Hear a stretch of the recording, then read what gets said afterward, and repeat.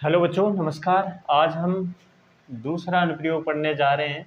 किसी भौतिक राशि के परिमाण को एक मात्रक पत्ती से दूसरी मात्रक पत्ती में परिवर्तित करना। देखो बेटा, किसी भौतिक राशि को हम कैसे दर्शाते हैं। भौतिक राशि को व्यक्त करने का क्या तरीका है।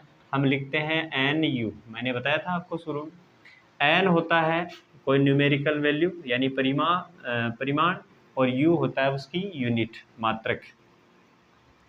ये तो होता है परिमाण भौतिक राशि का, और ये होती है इकाई, जिसको अपन क्या बोलते हैं, यूनिट बोलते हैं या मात्रक बोलते हैं।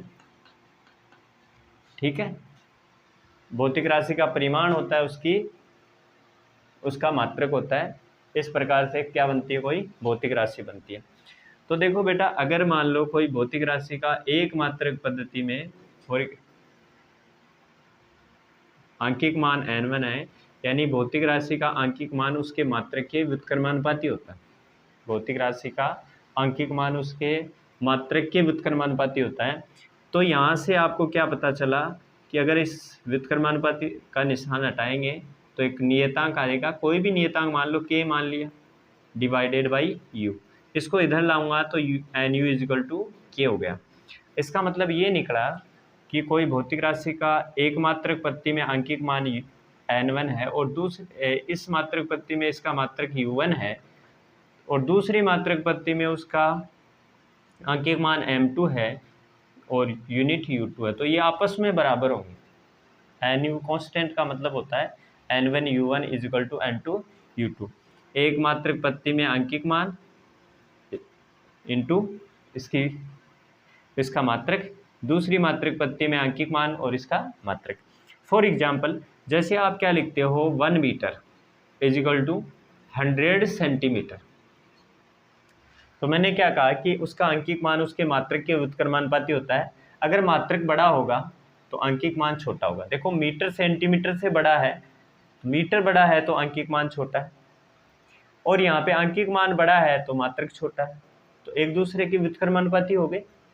ठीक है, जैसे 1 मीटर इंटू 100 सेंटीमीटर लिखा तो 1 है वो n1 का मान है, और मीटर है वो u1 है, n2 100 है, u2 सेंटीमीटर है।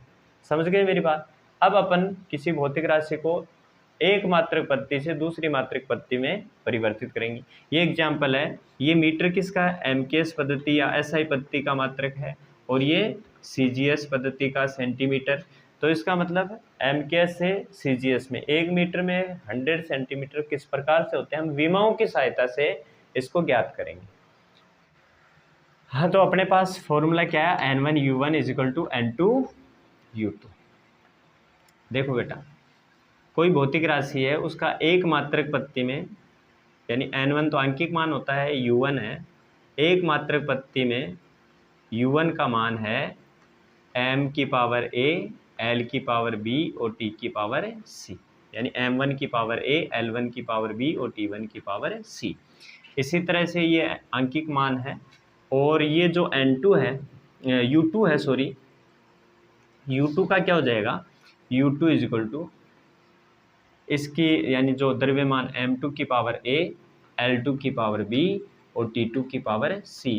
मात्रक पद्धतियां चेंज होने पर उसकी विमाएं बिल्कुल नहीं बदलती है। याद रखना इस बात को, मात्रक पद्धतियां चेंज होने पर उसकी विमाएं नहीं बदलती है। देखो, m1 l1 t1 की पावर abc है, इधर m2 l2 t2 की पावर abc है। ये विमाएं बिल्कुल नहीं बदलेगी, मात्रक पद्धतियां चाहे ही चेंज हो जाओ। तो यहाँ से बेटा एक फॉर्मूला बना लेंगे। आप देखो, n1 u1 की वैल्यू रख दो m1 की पावर a, l1 की पावर b, t1 की पावर c। इधर से देखो n2 u2 की वैल्यू रख दो m2 की पावर a, l2 की पावर b, t2 की पावर c। आपको अगर n2 निकालना हो, n1 निकालना हो तो इसको इधर भेजेंगे, और n2 निकालना हो, n2 कैलकुलेट करना हो तो इसको इसके बट्टे में भेज देंगे। तो आपके पास आ जाएगा n1, ये आपके पास ऑलरेडी है m1 की पावर a, l1 की पावर b और t1 की पावर c। डिवाइड में ये आ जाएगा m2 की पावर a, l2 की पावर b, t2 की पावर c।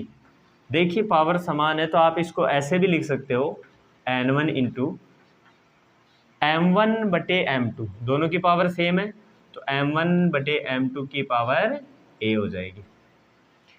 यहाँ पे देखो L1/L2 की पावर b, यहाँ देखो T1 और T2 की पावर सेम सेम है, तो T1/T2 की पावर c। ठीक है, तो इस प्रकार से N2 की वैल्यू आपके पास आ जाएगी।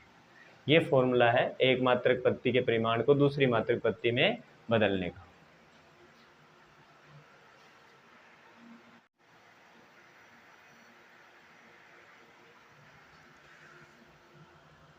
देखो इस पर क्वेश्चन है, एक न्यूटन को डाइन में परिवर्तित कीजिए।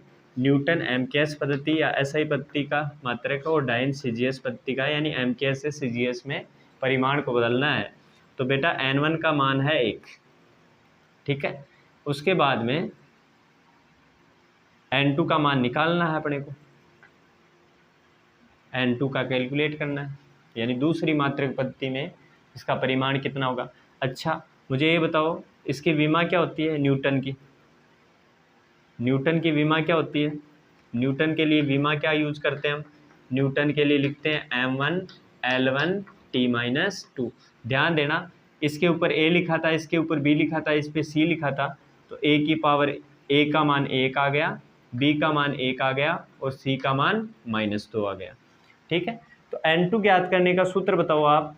n2 ज्ञात करने का सूत्र है L1/L2 की पावर a, है ना, m लिख दो चाहे l लिख दो, m1/m2 की पावर a, L1/L2 की पावर b और T1/T2 की पावर c। इससे गलत नहीं हो जाएगा, आप इस L1/L2 की पावर a कर दोगे, है ना, कंपेयर करनी है बस पावर आपको, की पावर c। तो n2 इजिकल टू हो जाएगा इसकी पावर 1 है। अब थोड़ा सा और ध्यान देना, यहाँ पे हम इसकी वैल्यू रखेंगे। देखो जिस मात्रक पद्धति, जो मात्रक पद्धति दी हुई है उसके मान ऊपर लिखे जाएंगे, जिस मात्रक पद्धति में वैल्यू निकालनी है उस मात्रक पद्धति को नीचे लेंगे। ये भी हो सकता था कि एक डाइन को न्यूटन में बदलिए तो जो सीजीएस वाले मान है वो ऊपर आते, एमकेएस वाले नीचे आते। अब क्या है, एमकेएस से सीजीएस में जाना है तो एमकेएस वाले मान ऊपर आएंगे, सीजीएस वाला मान नीचे। देखो मान का मतलब m1 है ना, द्रव्यमान, द्रव्यमान का एमकेएस पद्धति के अंदर मात्रक होता है किलोग्राम, तो 1 किलोग्राम लिखोगे। नीचे सीजीएस पद्धति, जिस पद्धति में वैल्यू निकालनी है उसको नीचे लिखोगे, तो 1 किलोग्राम में 1000 ग्राम होते हैं, या फिर 1 किलोग्राम बट्टा 1 ग्राम लिख लो, सॉरी। इसकी पावर 1 है तो इसकी पावर 1 की जगह 1 आ जाएगी। उसके बाद में यहाँ पे एमकेएस पद्धति में लंबाई का मात्रक होता है मीटर और सीजीएस पद्धति में होता है सेंटीमीटर, तो 1 मीटर बटा 1 सेंटीमीटर हो जाएगा, की पावर b आ जाएगी, b का मान है 1 तो 1 आ जाएगा। उसके बाद में इसका एमकेएस में सेकंड और सीजीएस में भी सेकंड, की पावर c आ जाएगी। अच्छा अब इसको कन्वर्ट, यानी मात्रक आपस में अपने को काटने हैं, और जो n1 का मान था, n1 का भी तो आएगा n2 इजिकल टू n1, तो n1 का मान यहाँ पे जो मान है वो n1 का मान होता है, तो ये 1 हो गया। अच्छा या तो आप किलोग्राम के ग्राम बनाओ या फिर ग्राम के किलोग्राम बनाओ, तो किलोग्राम का ग्राम बना लेता हूँ। 1 किलोग्राम में 1000 ग्राम होते हैं, डिवाइड बाई 1 ग्राम, की पावर 1 हो जाएगी। 1 मीटर में 100 सेंटीमीटर होते हैं, बटा 1 सेंटीमीटर, की पावर 1 हो जाएगी। और देखो सेकंड, इसकी पावर नहीं लिखी क्या मैंने, -2 है, तो देखो सेकंड से सेकंड कट गया, तो ये लिखो चाहे मत लिखो। ग्राम से ग्राम कैंसिल, सेंटीमीटर से सेंटीमीटर कैंसिल, तो n2 की वैल्यू आ गई देखो 10 की पावर 3। 1000 को 10 की पावर 3 लिख सकते हैं, 100 को 10 की पावर 2 लिख सकते हैं, तो n2 आ गया 10 की पावर 5 डाइन। तो एक न्यूटन के अंदर 10 की पावर 5 डाइन आते हैं।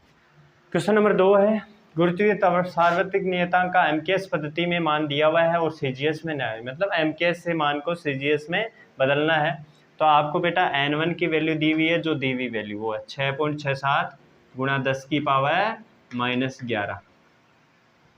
अच्छा विमा क्या हो जाएगी, जी की विमा, आपको मात्रक भी दे रखा है थोड़ा सा, मात्रक से आप विमा निकाल सकते हो। न्यूटन के लिए यूज करते हैं M1 L1 T-2, याद रख लेना रहे, न्यूटन की विमा, जूल की विमा। M2 मतलब L की पावर 2 और डिवाइडेड बाय किलोग्राम स्क्वायर, इसका मतलब M की पावर 2। तो इससे विमा क्या बन गई बेटा, इसकी विमा बन गई M ऊपर जाएगा -1, -2 हो जाएगा +1, तो -1 बची। L की पावर 2 और 1 3, L की पावर 3 हो गई, T की पावर -2। तो इसका मतलब A का मान -1 हो जाएगा, B का मान 3 हो जाएगा और C का मान -2 हो जाएगा। समझ गए बात। अब आप फॉर्मूला लिखोगे N2 = N1 इंटू M1/M2 की पावर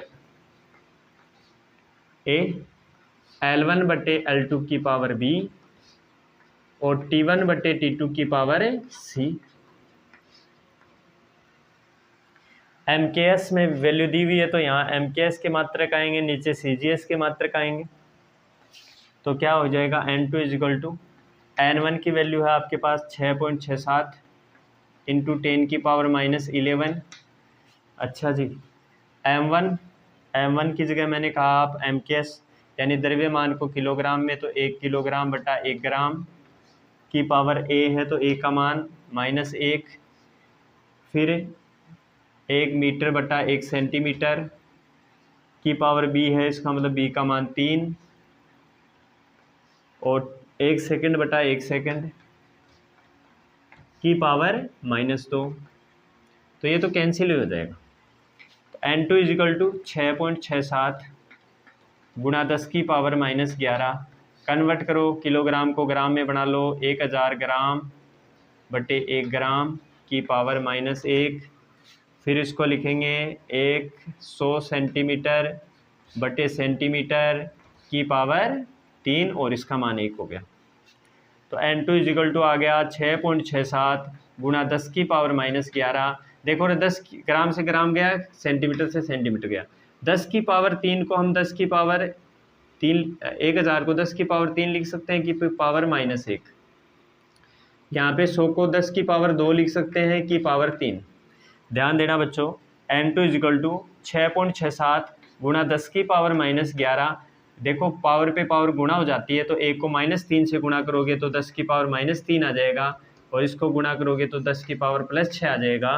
तो N2 की वैल्यू आ गई तुम्हारे पास 6.67 गुणा, पावर देख लो, 10 की पावर -11, 3 -14 हो गई, प्लस की 6 है, तो 10 की पावर कितनी बची, -8। अच्छा, CGS बढ़ाओ इसका। न्यूटन का CGS पद्धति में मात्रक होता है डाइन, मीटर का सेंटीमीटर, तो सेंटीमीटर, मीटर के स्क्वायर तो सेंटीमीटर के स्क्वायर लगा देना, डिवाइड बाय किलोग्राम का स्क्वायर है, इसका मतलब CGS में ग्राम का स्क्वायर। अगर बेटा जूल होता ना, जूल का CGS बताऊं मैं, जूल का CGS होता है, CGS पद्धति में मात्रक होता है अर्घ। याद रखना क्या होता है, अर्घ। जूल का CGS होता है अर्घ।